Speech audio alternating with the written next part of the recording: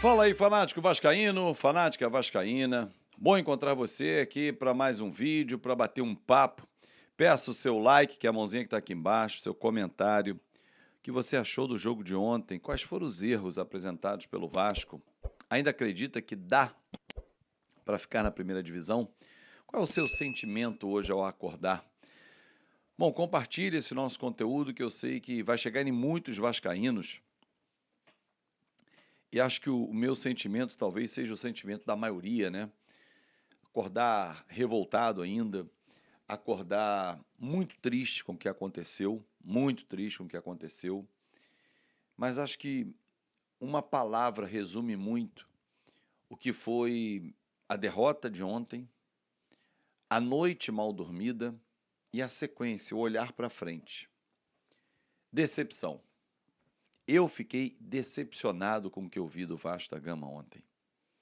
Um time que vinha de 6 jogos sem perder, 12 pontos de 18 disputados. Não foi por conta ou por causa do resultado de ontem que o Vasco permanece ou não na Série A. A discussão é muito maior, é longa. Vem de 42 pontos que nós disputamos no início e só conquistamos 9. Pela incompetência de quem entrou em campo, pela incompetência de quem estava à beira do campo, pela incompetência de quem montou o elenco, aquela oportunidade. Porque depois que o técnico Ramon Dias chegou, Medel, Verratti, Payet, Maicon e tantos outros, Paulinho, Prachetes, todos que chegaram depois, são 33 pontos.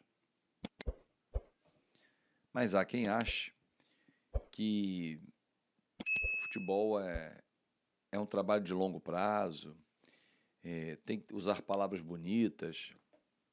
O torcedor do Vasco, em especial, está de saco cheio de ouvir aqueles filósofos, aqueles encantadores de serpente, aquelas figuras que não sabem absolutamente nada de futebol, mas que se escondem atrás das capas e dos cargos. Alguns já foram embora, mas deixaram um legado, arrebentaram com o Vasco. Não adianta falar isso agora? Sempre adianta. Porque aconteça o que acontecer, o que eles fizeram foi uma enorme sacanagem com o torcedor vascaíno. Eu estou até sem força para elevar a voz. Vontade de mandar eles pro... Isso. Mas, por educação e respeito a você, torcedor, eu vou preferir debater o jogo de ontem. Ainda restam 6 pontos na mesa. O Vasco cometeu muitos erros ontem. Começou um jogo em cima do Corinthians, um Vasco dominante, um Vasco predominante, saiu na frente com um belo gol inteligente do Puma Rodrigues, desceu para baixo, cobriu o Cássio. Sofreu o gol numa desatenção que já aconteceu em outros momentos, mas não pode o Ángel Romero, que tem 1,20 m, fazer um gol de cabeça. Medel chutou errado para o alto, Capaz estava fora da área, trotando. Não pode, na hora do desespero, a bola está dentro da tua área, você trotar. Piton demorou a chegar para encostar no Ángel Romero, que é da mesma altura dele. E o Léo Jardim não saiu do gol. Mas o Vasco se manteve, cabeça erguida, peito estufado, foi para cima, fez o segundo gol. Bela jogada, troca de passe, cruzamento excelente do Puma, que fez uma grande partida. Verratti, como um centroavante, antecipou o Lucas Veríssimo, me deu um sem pulo ali. O time estava indo muito bem, à exceção do sistema defensivo, que foi um horror ontem. Aí vem o final do jogo, o Medel perdido numa cobrança de escanteio, o Verratti saindo, Ángel Romero, 1,20 m, outro gol. 2-2. Bom, veio o intervalo, falei, o Ramon vai ajustar esse time, vai poder organizar essa equipe, dar uma condição defensiva que nós não tivemos nesse primeiro tempo. Foi só a ausência do Maicon? Bom, veio o segundo tempo e o Corinthians começou em cima do Vasco para buscar o terceiro gol. E quando ele veio, meus amigos, aí o Corinthians estacionou o ônibus na frente, o Vasco empilhou o atacante, tentou fazer de tudo e nada. E agora? Você está perguntando. Restam 6 pontos.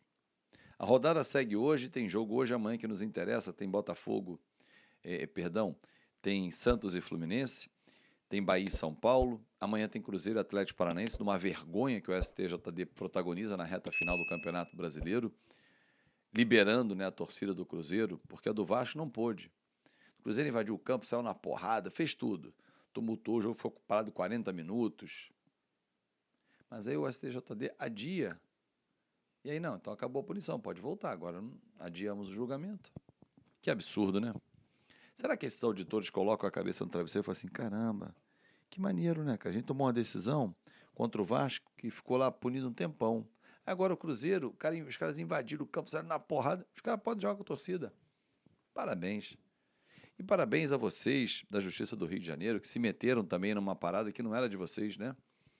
E o Vasco ficou 90 dias sem torcida. Isso prejudicou o Vasco. Mas o maior prejudicado do Vasco foi o próprio Vasco que fez. É muito difícil a reta final. O Vasco vai se salvar se os seus adversários ajudarem, porque agora não depende mais dele, só. Nós vamos pegar 2 times que estão brigando ainda na parte alta da tabela por Libertadores, por exemplo, e com esse desempenho que foi mostrado ontem. Para fechar o vídeo, algumas perguntas que vocês podem me ajudar a responder. O que passa na cabeça de um jogador que entra, tem a oportunidade de jogar no Vasco da Gama, um jogo pesado como é aquele, o Vasco-Corinthians, e aí, por conta de uma discussão do jogo ali, ele fica batendo boca com o Verratti. E depois, para fazer a função dele, que ele não fez, tomou um traço do moleque do Corinthians. Que passa na cabeça do Zé Vitor. Que vale lembrar, no jogo com o Goiás, foi o culpado do gol. Foi. Futebol tem culpados. Claro que tem culpados. Quem falha individualmente é um culpado. Ninguém está dizendo que ele não presta como jogador, que ele tem que ir embora do Vasco. Ninguém está dizendo isso. Mas que ele foi culpado, sim, o Matheus Babi subiu, ele não viu o Matheus Babi subir. Tomamos o gol lá de empate. Aliás, por que contra adversários diretos o Vasco sucumbe? Cruzeiro, Goiás e Corinthians. Só vou pegar esses 3 últimos jogos. Por que o Vasco recua? O Ramon diz que não é orientação dele. Alguém tem liberdade no campo para digitar esse ritmo? Ah, baixa a linha, vem, sobe. Ele é o comandante. Faz um grande trabalho. Os jogadores que vieram fazem um grande trabalho de recomposição de pontos, de recuperação. Mas o estrago feito pelos incompetentes, alguns ainda estão por lá, pode ser irreparável. Aí eu só faço uma pergunta para você, torcedor. A última, prometo. E se nós formos rebaixados?